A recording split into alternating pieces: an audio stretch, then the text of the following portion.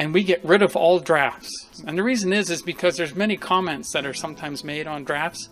Those are the ones that get us in. A record can be a film or a video, but I also mentioned handwritten notes. Now, sometimes we think, well, handwritten note, how important can that be? Well, we've found out they're very important. Just a few years, not a few years, well, it's quite a few years ago now. We used to deal with a company. We bought a particular product from them. We hadn't dealt with them in 20 years. Well, that company got into litigation. So that company, in their records, said they dealt with Watchtower. Now, this was in the United States, so right away they come to Watchtower, which is Bethel. That's how they know us in New York City.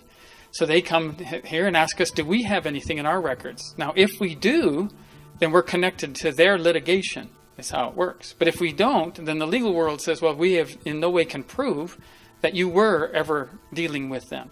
They just say that. So they came to Bethel and they checked all the records and they couldn't find anything, but it was determined it would be appropriate to meet with some of those that were there at the time. They asked a few different ones. No, nobody had any records of it. They asked one brother and he said, oh, yes, I do. And he was in his top drawer, he pulled out, and he had a handwritten note.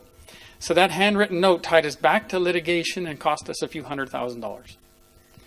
So are handwritten notes just as important? Yes, they are. So we want to be very careful and cautious how we handle our records, even if we think they're insignificant. The difficulty is it's happened more than once. So that's why we have this